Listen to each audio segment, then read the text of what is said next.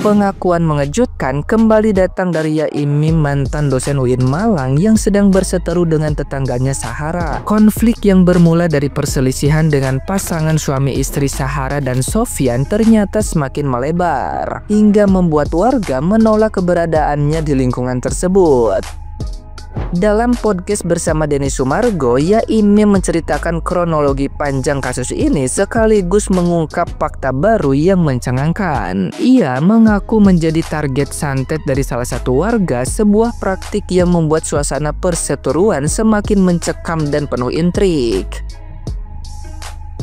Yaimim menuturkan bahwa tuduhan dirinya berpura-pura stroke justru berkaitan dengan ancaman gaib yang diterimanya. Ia bahkan menyebut memiliki rekaman video yang memperlihatkan seorang warga mengucapkan kalimat bernada kutukan sambil melakukan gerakan mencurigakan di sekitar tanah rumahnya.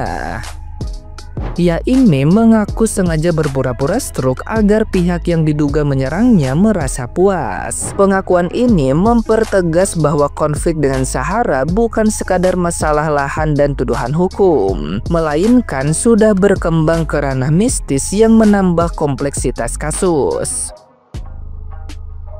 Nah, gimana nih menurut netizen yang terhormat? Silahkan berkomentar ya. Saya dukung orang baik, memberikan dukungan baik Yaimim dan membela. 100% saya totalitas membela Yaimim karena beliau Pak Kiai patut dihargai. Kita dukung Yaimim, tapi kita tidak perlu menghujat Sahara. Kita fokusnya totalitas Yaimim, kita dukung, kita bela. Kualitas seseorang bisa dilihat dari cara menyelesaikan masalah. Anggap saja Yaimim itu salah, tapi tidak pantas dipersekusi seperti itu. Dari awal saya melihat video itu sudah tidak respect. Tidak pantas seseorang yang terdidik melakukan seperti itu. Ada jalur-jalur yang benar seperti mediasi atau kalau sudah berat tinggal ke pengadilan. Kenapa harus dipersekusi apalagi ini orang tua ya?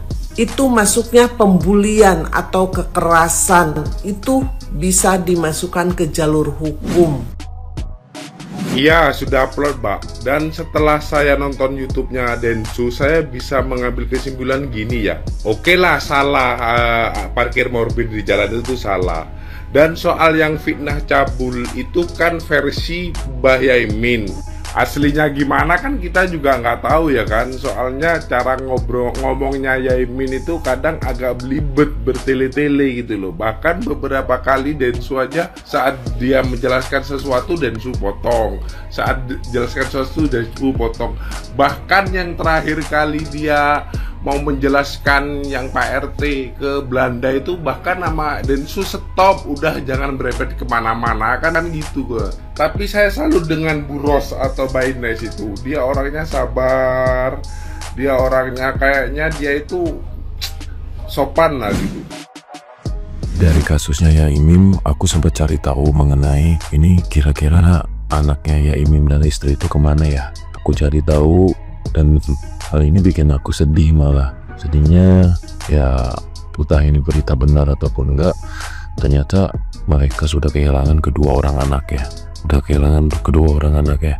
Aku ngebayangin aja gitu, ini sepasang suami istri udah tua, ini mana hanya ya saling mendukung aja berdua. Ditambah buat Ibu Ros, istrinya Yaimim, bisa ya setenang itu ketika kita tahu orang yang kita cintai, ketika kita tahu seseorang yang sehidup semati dengan kita diperlakukan tidak baik seperti itu, dia bisa tenang dan menenangkan. Wow, hebat aja gitu.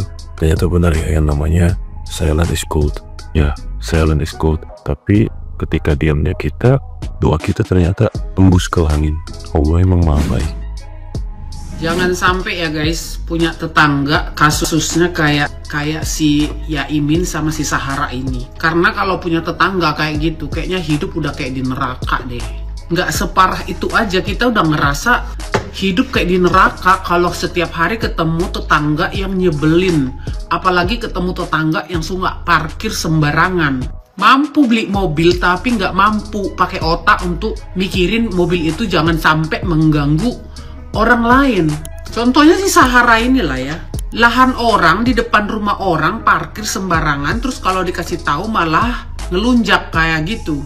Sebenarnya si Sahara ini ada problem apa sama si bapak ini gitu kan. Cuma dari cerita yang ku dengar, ini kayak ada sesuatu yang ditutupin sih. Coba bayangkan ya, si Sahara ini katanya pada saat diminta memindahkan mobil itu dari depan rumahnya si bapak Yaimin, si Sahara nggak mau keluar dari rumah. Nyuruh supirnya dibangunkan, sampai berkali-kali disuruh panggil itu si Bu Sahara memindahkan mobil, tapi dia nggak mau keluar. Yang disuruh malah si pemilik rumah untuk membangunkan si supir. Kenapa si Sahara ini tidak mau keluar? Apakah di rumah sedang mendaki gunung bersama seseorang? Kita nggak tahu kan. Karena tiba-tiba ketika ternyata si Yaimin ini mindahin mobilnya itu, mindahin mobil si Sahara itu, tiba-tiba keluar si Sahara sama si supir yang satu, pakai celana pendek pula. Padahal kalau kita lihat si Sahara ini kan tampilannya tertutup ya, muslimah gitu, tertutup. Tiba-tiba kok bisa keluar bareng-bareng sama supir pakai celana pendek sama-sama. Habis ngapain di dalam rumah? Apa tadi dipanggil Yaimin di telepon-telepon tuh lagi nanggung gitu ya? Kita nggak tahu juga. Terus pertanyaan selanjutnya adalah, kan si Sahara ini nyuruh membangunkan supir yang lagi tidur di gazebo. Kenapa supir itu nggak bangun-bangun? Apakah senyenyak itu, selelap itu? Kalau menurut aku itu supir dikasih obat tidur. Supaya apa? Supaya nggak ganggu. Aku yakin ya, karena nggak akan mungkin lah supir sampai tidur 3 kali dibangunkan nggak bangun-bangun. Masa nggak menghargai gitu kan? Tolong pak, mas tolong pindahin mobilnya. Nggak akan mungkin nggak bangun kalau dia supir yang lagi nggak dalam kondisi obat-obatan atau obat tidur atau apa.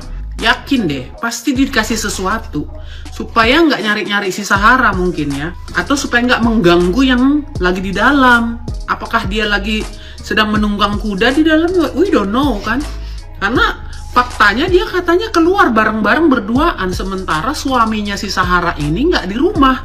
Itu kan pertanyaan besar.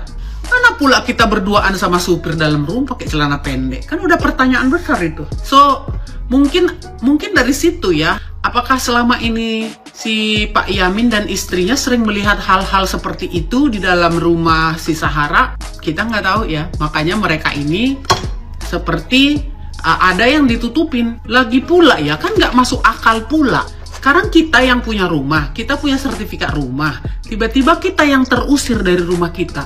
Itu RT RW udah sakit jiwa menurutku. RT RW-nya perlu dipecat itu, dipecat. Tidak ada dia melihat secara netral. Harusnya seorang RT atau RW atau kepala desa itu mendudukkan mereka itu sama-sama, cari jalan damai.